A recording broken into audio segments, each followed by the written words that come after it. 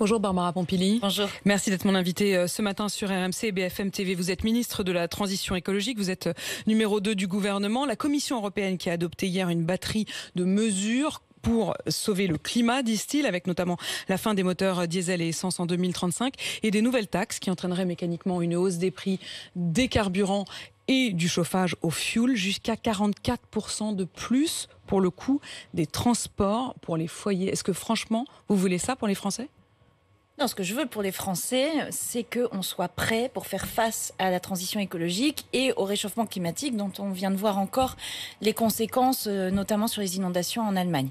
Donc, on a besoin d'être prêt. Et ce que fait la Commission là, la proposition que fait la Commission, il ne faut pas oublier que ce sont des propositions qui vont être discutées ensuite pendant plusieurs mois avant qu'elles n'aboutissent. C'est une proposition de construire l'Europe de demain et de construire une Europe où tous nos concitoyens seront protégés, nos entreprises seront prêtes pour affronter le changement climatique. Mais c'est aux ménages de payer ? Mais là, pareil, on parle de propositions. Ce dont vous parlez, c'est un bout de ce qui est proposé, un bout de ce qui est proposé et pour lequel la France a dit qu'elle était réservée, c'est-à-dire la création, l'augmentation de taxes carbone pour le bâtiment et pour les transports. Nous avons vu que ça pouvait avoir des conséquences et avec les Gilets jaunes par exemple, ça a été la preuve que quand on n'accompagne pas suffisamment, ça ne peut pas marcher. Nous considérons qu'on peut faire les choses autrement, notamment à travers des normes et c'est une des grandes réussites de l'Union européenne et qu'elle va continuer à faire grâce à ces propositions. Une des grandes réussites, c'est justement ce système ETS qu'on a mis en place sur l'industrie. Ça a permis à l'industrie de baisser ses émissions de gaz à effet de serre. Est-ce que vous pouvez nous rappeler ce que c'est que le ETS pour les Français ? Ce sont des prix de carbone qui sont partagés au niveau européen. Ces prix de carbone, ils ont en fait obligé les entreprises à baisser leurs émissions, ce qui fait que l'Europe a baissé depuis 1990 de 24% ses émissions de gaz à effet de serre. Je rappelle que c'est ça quand même qu'on doit retenir. Grâce à l'Europe, on a baissé nos émissions de gaz à effet de serre. On va évidemment décliner toutes les propositions, mais quand même, si on s'arrête sur celle-ci, alors certes, c'est l'une des propositions, mais qui, je le disais à l'instant, a quand même des conséquences pour le portefeuille des Français. Il y a une organisation non gouvernementale qui a chiffré à près de 400 € par an l'augmentation possible si ces mesures sont mises en place. Par foyer, hein. Encore une fois, ce que va faire l'Union européenne, c'est qu'elle va protéger les Français et protéger les Européens. L'extension de ce marché carbone, c'est une extension qui est proposée pour laquelle la France a émis des réserves en disant que nous, on pense qu'il y a d'autres manières de faire et notamment en retravaillant les normes. En France, on est en train d'exploser les ventes de véhicules électriques électrifiés. C'est grâce à l'Europe, parce que l'Europe a mis en place des normes de plus en plus dures sur les émissions des véhicules. Et donc c'est grâce à des normes. Suicide politique. Oui, mais encore une fois, Pascal Canfin, il est le premier à se féliciter de ce qui est en train de se passer au niveau de l'Union européenne.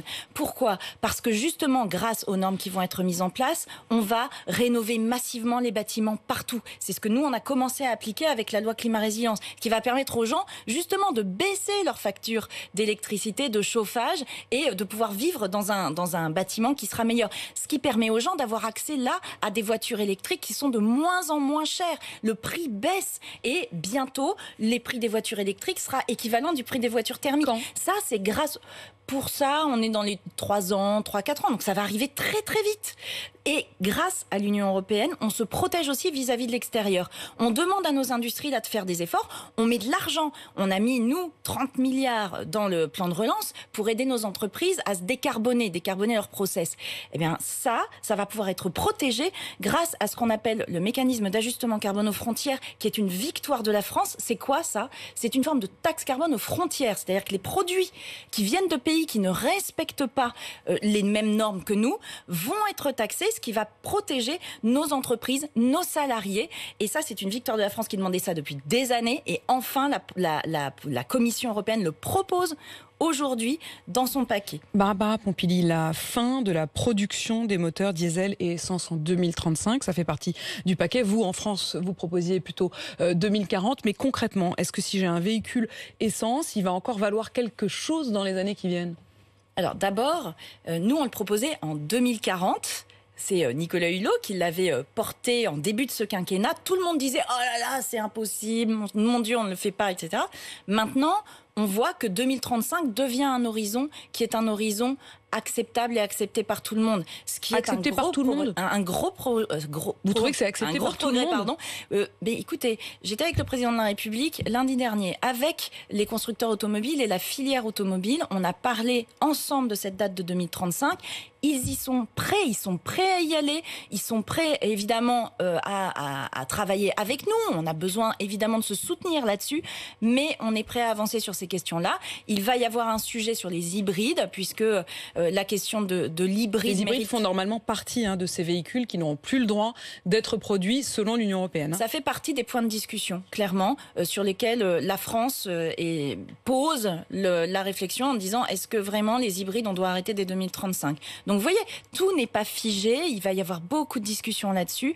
Vous dites tout le monde est d'accord, je reprends quand même juste les mots par exemple des constructeurs européens, l'association des constructeurs européens d'automobiles qui considère que cette interdiction des moteurs thermiques n'est pas rationnelle. On disait ça aussi sur 2040. Non mais simplement, et vous voyez les choses je reviens juste sur le fait que vous disiez tout le monde est d'accord. Encore une tout le monde n'est pas d'accord. Après on peut discuter, mais tout le monde n'est pas d'accord. Avec les constructeurs français, on a parlé de cette date et ils étaient prêts à y aller. Est-ce que vous allez vous battre pour le véhicule thermique ? Pour le véhicule aussi hybride ? Sur le véhicule hybride, comme je vous l'ai dit, la France est dans la position de porter ça à la discussion au niveau de l'Union européenne en disant écoutez, le véhicule hybride est un véhicule qui est un véhicule de transition, donc il faut bien avoir en tête que c'est une transition et que l'intérêt, c'est d'aller le plus vite possible vers les voitures électriques et c'est pourquoi d'ailleurs on a un plan de déploiement des bornes électriques qui accélère très très fort. Là, on est en train de passer en France on était à 32 000 bornes au début de l'année, on arrive à 43 000 bornes, c'est-à-dire que là, en 2 mois, on a fait autant que toute l'année dernière. On a augmenté le nombre de bornes de 11 000, donc ça va très très vite. Et elles sont où ces bornes ? Elles sont en ville ? Non, bien sûr que non. Ce sont les bornes qui sont des bornes disponibles pour le public. Et là, je ne parle pas des bornes, de toutes les autres bornes qui existent dans les parkings d'entreprise, dans les parkings privés, dans les copropriétés, etc. Là, on est à plus de 600 000. Non, là, je parle de bornes qui sont disponibles pour le public, dont par exemple des bornes sur les aires d'autoroute. Aujourd'hui, la moitié des aires d'autoroute sont équipées de bornes à recharge rapide, c'est-à-dire qui permettent de recharger un véhicule en 20 minutes. Donc là, on est sur quelque chose de très utile, très efficace. Mais Barbara Pompili, dans les faits, vous l'avez déjà tenté ? Parce que je ne sais pas si vous avez déjà tenté, mais si vous avez tenté de faire 200 km sur l'autoroute avec des bagages et des enfants dans la voiture et vous vous retrouvez dans des stations-service qui n'ont pas la bonne prise, qui n'ont pas la bonne carte, parce que vous dites qu'il y a une station-service sur 2 qui a des prises, absolument, mais elles sont toutes différentes et avec tout un système de paiement différents et des temps d'attente différents. Dans les faits, c'est un cauchemar.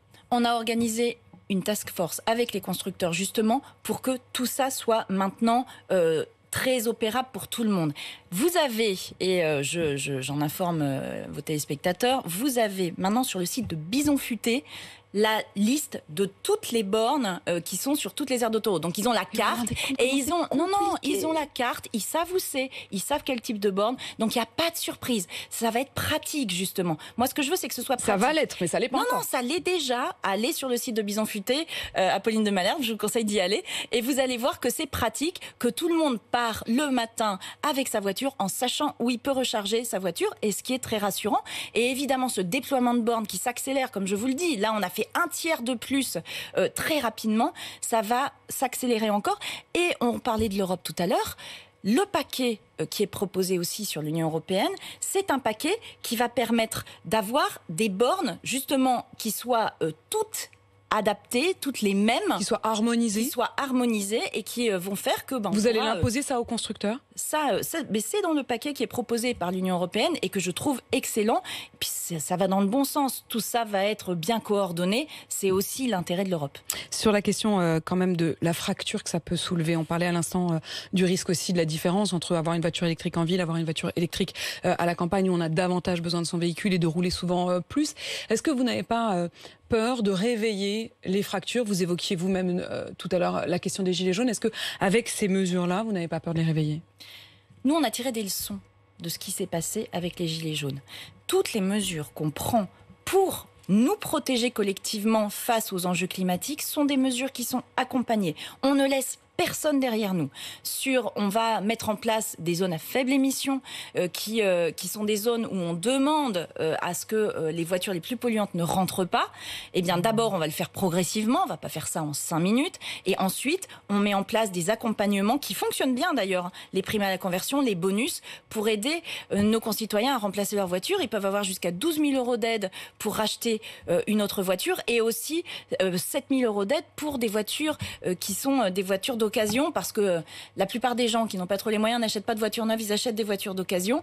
Donc ils auront des possibilités de pouvoir changer de voiture et puis de se déplacer autrement s'ils veulent pas utiliser de voiture, avec l'argent qu'on met pour les transports en commun, pour le covoiturage qui se développe beaucoup, qui va pouvoir enfin à nouveau se développer si on sort enfin de cette crise du Covid. Et qu'on peut être plusieurs dans la voiture. Et qu'on peut être plusieurs dans la voiture, mais vous savez, moi j'ai rencontré une dame qui faisait ça. Au début, elle faisait ça un peu par esprit citoyen, en se disant, elle faisait ça à Lyon sur les voies de covoiturage, et puis elle économise 800 € tous les ans grâce à ça. Du coup, elle est bien contente et elle continue à le faire. Est-ce que vous allez prolonger le taux, les prêts à taux zéro pour les voitures électriques ?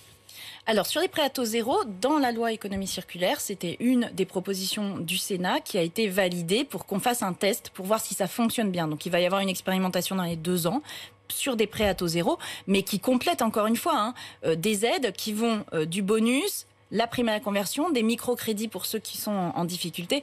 Vous voyez qu'on a tout un panel d'aides pour que nos concitoyens puissent se déplacer, mais puissent se déplacer aussi dans un air plus sain, parce que je vous rappelle que si on fait ça, c'est parce qu'on a 40 000 personnes par an qui meurent à cause de la pollution. C'est la 3e cause de mort évitable. C'est notre rôle de faire en sorte que nos enfants soient plus dans les pots d'échappement qui sont très très préjudiciables pour leur santé. La loi climat qui est donc en effet qui a donc été adoptée avec un certain nombre de points. Il y a un point sur les menus végétariens, on va y revenir, sur l'écocide, sur le logement. Un point sur les éoliennes, c'était notamment l'un des points forts de la version du texte adopté par les sénateurs, et vous avez finalement réussi à obtenir une sorte de compromis. Les sénateurs, ils demandaient à ce que les maires puissent s'opposer au projet d'éoliennes, et finalement les maires n'auront le droit que de donner leur avis. Ça sert à quoi de donner son avis si ensuite c'est pas suivi? Donner un avis, c'est toujours important. Ce qui est le plus important pour moi, c'est la concertation. Ce que j'ai ressenti et ce que j'ai bien vu, puisque moi je suis élue de la Somme, donc j'ai vu comment ça partait pour les éoliennes, c'est qu'un certain nombre de personnes avaient le sentiment que ça poussait dans tous les sens, sans qu'on leur ait demandé leur avis, sans qu'on les ait concertés, et sans qu'il y ait un petit peu d'ordre dans tout ça. Alors c'est pas tout à fait vrai, sauf que cette impression-là, il faut absolument l'arrêter. Et donc moi j'ai demandé... On est dans l'ordre de l'impression en fait. Globalement de l'impression, il y a des endroits où il y a un vrai encerclement. Il faut leur donner l'impression qu'ils sont consultés. Il y a un vrai encerclement. Non, arrêtez de faire ça. On ne va pas monter les gens les uns contre les autres. Au contraire, moi ce que je veux, c'est qu'on retrouve un petit peu de calme sur cette question. On va mettre en place, avec les préfets, une cartographie des lieux où on peut mettre ou pas des éoliennes. Tout simplement où il y a du vent, où il n'y a pas de radar, où il n'y a justement pas d'éléments patrimoniaux remarquables qu'on veut protéger, et pas d'encerclement, pas d'endroits où il y en a déjà trop. Quand on aura cette carte, au niveau régional, il y aura une définition des objectifs. Parce que vous savez qu'au niveau national, on a des objectifs d'augmentation des renouvelables, d'ailleurs, qui vont être confirmés parce qu'au niveau européen, on doit aussi augmenter nos renouvelables. Les objectifs seront déclinés par région. Dans chaque région, on saura combien il faut qu'on fasse d'éoliennes, combien il faut qu'on fasse de photovoltaïque, combien il faut qu'on fasse, etc., etc. Quand on saura combien il faut d'éoliennes, on pourra se mettre tous autour de la table et dire voilà, il nous faut tant d'éoliennes. Là, on a ces endroits-là où on peut le faire. On réunit tout le monde, les maires, les associations, les porteurs de projets, et puis on regarde ensemble. Et à la fin, qui décide ? À la fin, il y a une décision, une autorisation qui est donnée par les services de l'État, mais qui tiendra compte de toutes ces discussions. Nous, ce qu'on veut, c'est que ça se passe bien.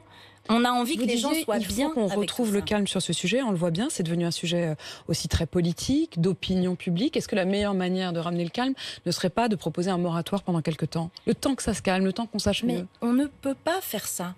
On a une politique de l'énergie qui est une politique qui est fondée sur plusieurs ressources. Et ces ressources-là, on doit pouvoir les faire avancer. On a besoin de développer les énergies renouvelables dans notre pays parce qu'on a besoin d'électrifier un certain nombre de process, les voitures, l'industrie. On va faire de l'hydrogène. Pour faire de l'hydrogène, il faut de l'électricité. Donc on a besoin de produire de l'électricité. On économise au maximum. Quand on rénove les bâtiments, on économise de l'électricité. Mais par contre, on a besoin de développer les renouvelables. Donc on ne peut pas s'arrêter. Par contre, on peut le faire mieux, de manière plus concertée, en faisant en sorte que les personnes qui se sentent aujourd'hui entourées d'éoliennes, que ça ne puisse plus arriver parce que ce sera mieux organisé. Il y a encore peu de temps, vous étiez présidente du groupe écologiste à l'Assemblée nationale. Quand vous regardez les écologistes aujourd'hui, vous voteriez pour qui aux primaires ? Non, mais j'ai fini ce passage-là. Je considère que les Verts, ou Europe Écologie Les Verts, portent une partie de l'écologie politique, mais c'est une écologie politique qui est très radicale, qui ne veut pas trop s'enfoncer dans le concret, qui refuse les compromis. Or, les compromis, on en a besoin. Là, vous parliez des éoliennes. On peut continuer à faire comme s'il n'y avait pas de problème. Ou alors, on prend les problèmes à bras-le-corps, comme le font d'autres écologistes, dont je fais partie, qui ne sont pas chez les Verts, mais qui continuent à penser qu'on peut faire de l'écologie et en même temps être dans un gouvernement, faire avancer les choses dans le réel et pas dans le monde tel qu'on aimerait qu'il soit. Et en même temps, quand vous regardez du côté de la vaccination semi-obligatoire, en tout cas certains le considèrent comme tel, et que vous avez vu sans doute les images évidemment hier des manifestations. Alors ils étaient 19 000 sur toute la France, mais avec certains points de violence et de crispation. Est-ce que vous ne redoutez pas une fracture au sein de la France ? Écoutez, ce que je vois, c'est qu'effectivement, il y avait 19 000 personnes qui ont manifesté et qu'il y a 2 millions de personnes qui se sont inscrites depuis le discours du président de la République. J'ai même entendu le chiffre de 3 millions pour se faire vacciner. Donc il y a aussi une proportion là qui est, on a 100 fois plus de gens qui veulent se faire vacciner par rapport à des personnes qui protestent. Moi, j'entends ces personnes qui protestent. Il y a eu quelques excès que je regrette beaucoup et dont je ne vais même pas parler. Mais par contre, il faut leur dire. Vous parlez des intrusions notamment dans la préfecture ? Non, des attaques contre les préfectures, de paroles qui nous ramènent à des comparaisons avec la Shoah qui me paraissent juste abjectes. Cette aide-soignante qui portait une étoile jaune avec marqué non vacciné à Montpellier. C'est abject, point. J'ai rien d'autre à dire là-dessus. À un moment, il faut savoir garder la mesure de ce qu'on est en train de faire et comparer la question de la vaccination à la question du génocide des Juifs, de l'Holocauste. Je trouve que c'est très grave. Donc, on laisse cette personne-là avec ses excès. Je considère qu'elle n'est pas représentative, très certainement pas, de toutes les personnes qui se posent des questions sur la vaccination et qui sont parfaitement légitimes pour en poser. Simplement là, nous, ce qu'on doit faire, c'est éradiquer ce Covid. Pour éradiquer ce Covid, il n'y a pas 150 solutions, il faut se vacciner. Et là, quand on parle de liberté, moi je veux qu'on garde la liberté qu'on est en train de retrouver. Enfin pouvoir retourner boire des verres, manger au restaurant, aller au cinéma, pouvoir se promener la nuit sans penser au couvre-feu. C'est ça la liberté. Si on n'est pas tous vaccinés, eh bien, on n'est pas à l'abri d'une 4e vague. Et une 4e vague, ça veut dire on referme les restos, ça veut dire on retrouve encore une fois des couvre-feux. Moi, je ne supporterai pas cette idée. Donc, pour cela, il faut qu'on se vaccine tous. Il n'y a pas d'autre solution. Et donc, le pass est nécessaire. Barbara Pompili, une question quand même encore sur une chose qui est passée quasiment inaperçue dans le brouhaha général. C'est le fait que vous ayez renoncé à un référendum sur l'écologie. Un peu en catimini, tout d'un coup, ce référendum, on avait dit qu'on allait proposer la question directement au peuple et puis finalement non. J'en suis extrêmement déçue, extrêmement en colère aussi, puisque le fait que les sénateurs, les républicains n'aient même pas pris la main qui était tendue pour essayer de trouver une rédaction qui aurait pu rassembler tout le monde pour des questions de posture politicienne. On ne voulait pas donner la victoire à un tel ou un tel. Je trouve que c'est en dessous du niveau que requiert l'importance du sujet. Vous aviez éventuellement d'autres moyens, ou en tout cas vous pouviez prolonger la discussion. On n'avait pas beaucoup d'autres moyens, puisque pour faire un référendum, après il faut faire une campagne. Cette campagne, elle ne pouvait se tenir qu'à l'automne pour un référendum d'ici la fin de l'année. Après, on rentre dans la campagne présidentielle. C'est pas possible. Et au final, les Français ne seront pas consultés. Au final, les Français ne seront pas consultés. J'en suis extrêmement fâchée. Je pense que ceux qui ont fait en sorte que ça ne marche pas porteront une responsabilité devant l'histoire, et je pèse mes mots. La Constitution, c'est notre texte fondamental. Là, on inscrivait au fronton, l'article 1er de notre Constitution, la protection du climat et de la biodiversité. C'était un élément extrêmement fort qui nous permettait ensuite de prendre des lois qui étaient mieux protégées juridiquement. Je constate que pour des raisons politiciennes de bas étage, on n'en est pas arrivé là. J'espère que par la suite, on pourra le faire. Et que ça sera peut-être aussi dans la campagne politique. Barbara Pompili, vous êtes ministre de la Transition écologique numéro 2 du gouvernement. Merci d'avoir répondu à mes questions. Merci.